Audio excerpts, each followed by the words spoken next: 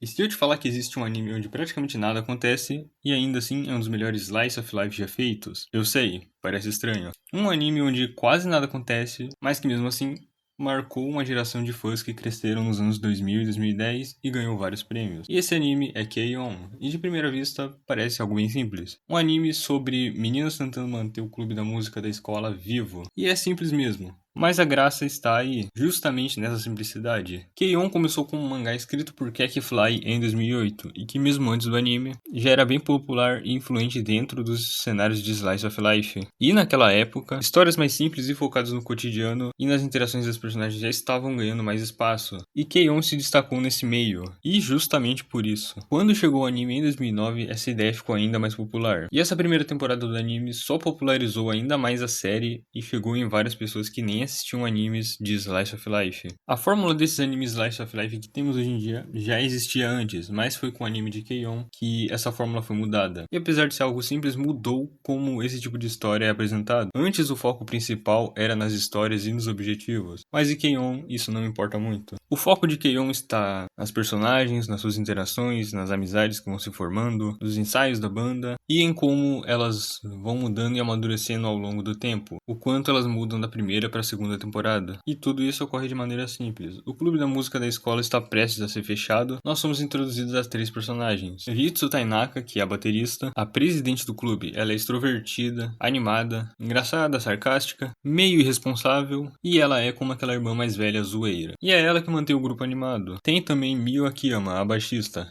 Ela é muito tímida, mas ela é talentosa, intelectual, é medrosa. Ela é a voz da razão do grupo, a principal compositora da banda, dedicada, e ela é a melhor amiga de infância da Ritsu. E é ela que coloca a Ritsu e a Yui na linha quando elas se comportam mal. E Tsumugi Kotobuki, a tecladista, também conhecida como Mugi. Ela é a amiga riquinha do clube. Ela é curiosa, gentil. É ela quem traz os doces e o chá pro clube. Eu diria que talvez seja o lado emocional da banda, porque ela é bem expressiva. Sim, da maneira dela, mas ela é expressiva. E o clube da música só tinha 3 membros, precisava de mais um para manter o clube ativo. Aí nós temos Yui Hirasawa, a nossa protagonista. Muito carismática, meio distraída, sem foco, mas quando ela gosta de alguma coisa, ela se dedica ao máximo. E ela está indecisa em qual clube ela entra. Ela passa a semana pensando e decide entrar no clube da música, mesmo sem experiência com instrumentos. Na verdade, ela entra por pensar que seria algo fácil. Chegando no clube, ela conhece as outras meninas e tenta mesmo ela não sabendo nada de música. Ela entrou no clube querendo tocar guitarra, mas não tinha uma. Aí as meninas se juntam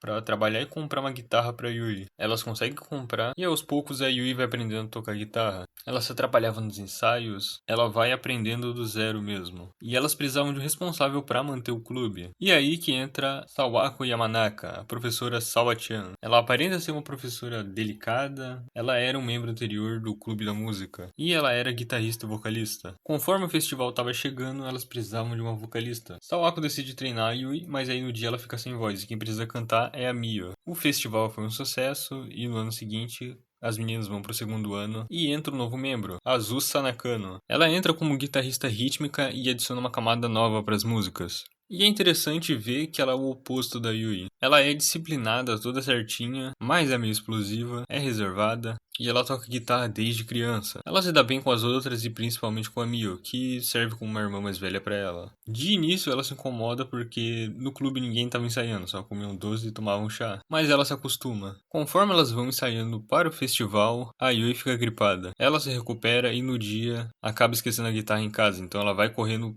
pra pegar. Dá tudo certo e ela consegue tocar na apresentação. E é interessante que a Yui percebeu que o contratempo foi culpa dela e depois disso ela decide mudar.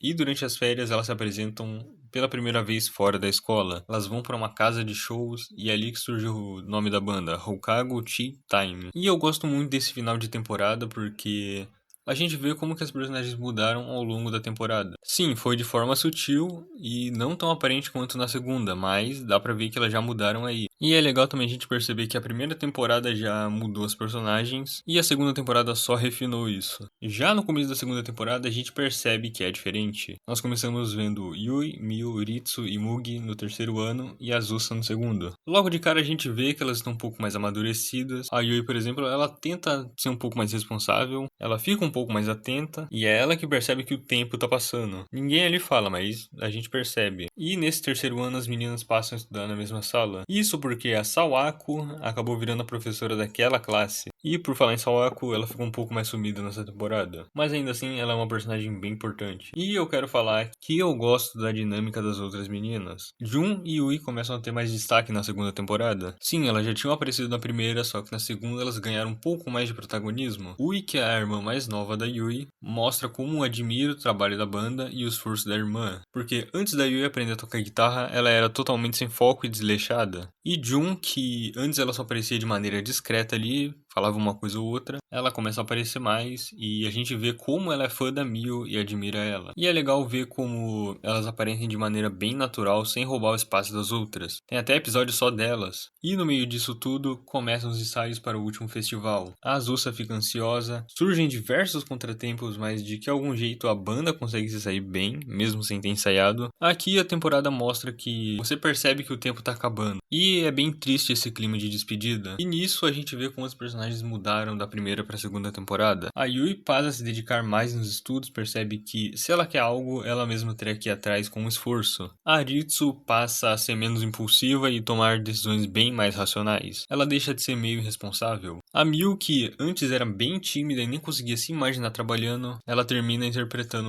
uma peça de teatro. A Mugi evolui de maneira bem discreta. Ela passa a ser mais sincera com ela mesma e percebe que na vida existem diversas coisas que ela não conhece e ela pode explorar. Ou algo do tipo, sei lá. E a Azusa, ela percebe que ela tem que tomar uma postura mais séria porque ela vai ter que ser a presidente do próximo clube da música. Keion não só conquistou fãs, mas também ganhou um prêmio de melhor tema musical, que é o encerramento do Don't Say Lazy da primeira temporada, passando também por melhor série de TV no Animation Kobe Awards e reconhecimento no Tokyo Anime Awards. E o filme de Keion ganhou um prêmio no Japan Academy Prize. No fim, Keion é um anime sobre momentos, sobre memórias, sobre como você passa seu tempo com seus amigos. E eu dei uma boa reduzida aqui do que eu queria dizer, porque eu não quero spoiler vocês, porque é algo curto, é um anime bem curto até. E a minha intenção é que vocês vejam Keion. Tô produzindo um roteiro sobre o filme de Keion, que vai sair em breve. E se você viu Keion, por favor, comenta aí o que você achou. E Keion é um anime que eu recomendo pra todo mundo, porque é um anime bem mais pé no chão e eu gosto muito dele. Eu tenho um laço sentimental grande por Keion. Eu acho que todo mundo deveria ver. Enfim, foi isso e falou.